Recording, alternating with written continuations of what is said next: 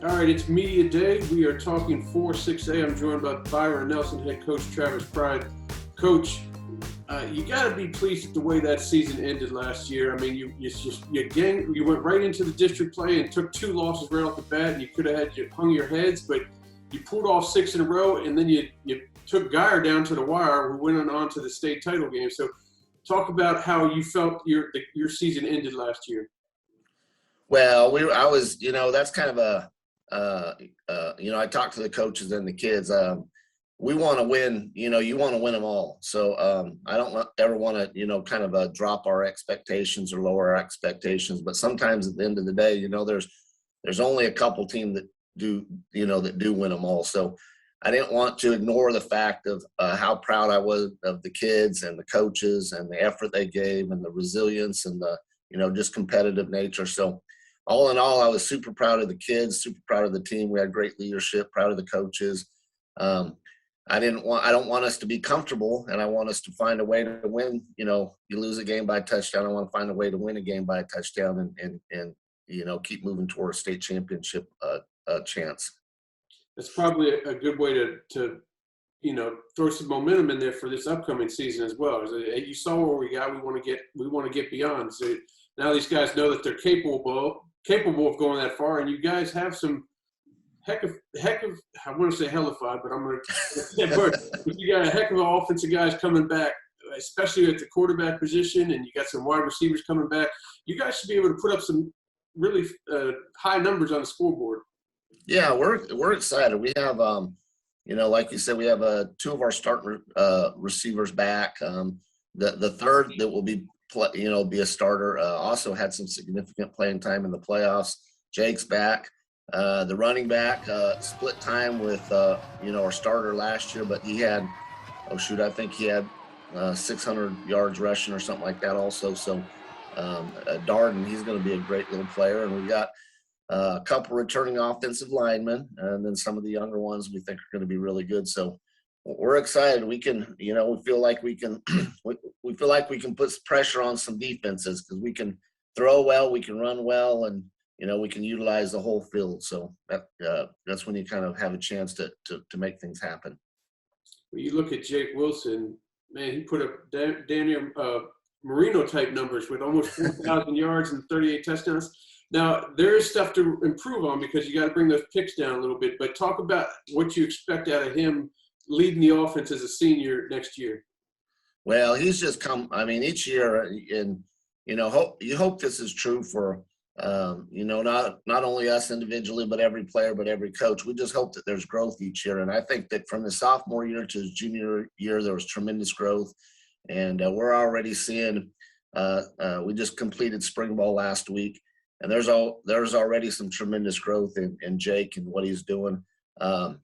You talked about the ratio of picks to touchdowns, but, part of that is I always tell the coaches and the kids, I'd rather have to pull back on the reins and try to get the horse to go. So Jake's willing to take some chances. Jake's a playmaker, and Jake wants to put points up. So, there's a maturation process with quarterbacks. He's always had the skill set. But as the quarterbacks mature, they go from, a junior to a senior and a senior to college and a college, to, some of them, hopefully the NFL. The maturation process is the difference, the decision-making, the assessing what down and distance it is, where are we at in the game? Is it worth taking a risk here or, just chunking it out of bounds and live for another down? So all that comes with just maturity and growing and understanding the game more. But I love Jake's. He doesn't want he wants every play to be successful. And so I'm not ever going to try to, take that out of him. It's just learning how to make some slightly better decisions, but he's doing that already. I thought spring was really good, and you can kind of see him assessing the game, the situation, and making really, really good decisions. So we've been proud of his progress. I think instead of Marino, I probably should have compared him to Favre, right? The gunslinger wants to make every throw. That's probably a better comparison there. But let's talk about the defense. What do you guys have coming back on that side of the ball, and where do you hope to improve? Well, we're very excited about the defense too. We've sometimes in high school, obviously, as everyone knows, you kind of the players you have are the ones you have to find a spot for. If you were able to recruit, then you could kind of go out there and find a few holes that you feel like you're missing. But we feel kind of this might be one of our most complete defenses. I think we're going to be really good up front. We had some sophomore kids that played for us last year. We have a Ruben Shalombo. We have a kid named Eze. I can't pronounce Eze's last name. We just call him Eze. We have a Noah Cortez is going to be returning. We have Ulrich that's coming back. So we're going to be good on the front. We got a couple linebackers coming back. Ashton Williams is kind of a safety, but we've slid him down to linebacker, and he's a good player. We have a Skolin that's coming back. We have the two safeties coming back. We have one of the corners coming back. So we have a bunch of return players on that side of the ball, and I think the defense has a chance to be really, really good.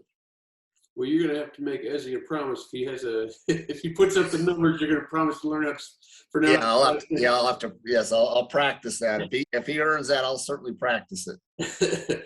Let's talk about the district.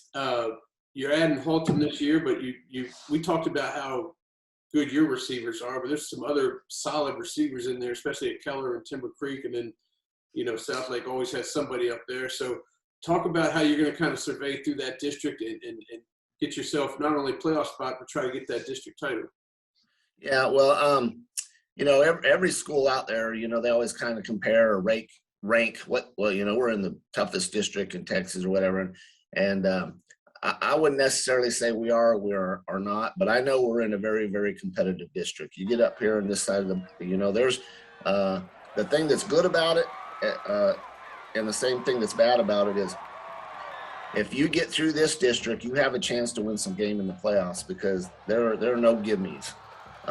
So you got from South Lake to Eaton, and all the Keller schools are always competitive. So and then like you said, we added Halton.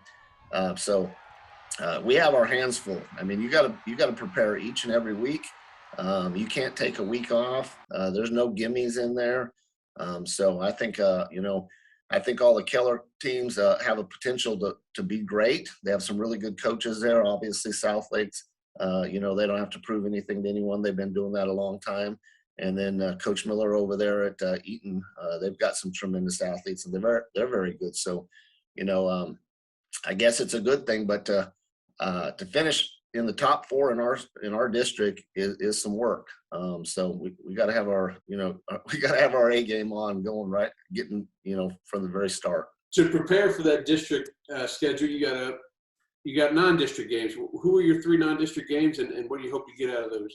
Well, starting from our a few years, each year head coaches have to decide what's best for their football team. They do that across the country. A handful of years back, I tried to schedule big and hard and heavy because I wanted to play, ways in the playoffs. We weren't ready for that a few years back.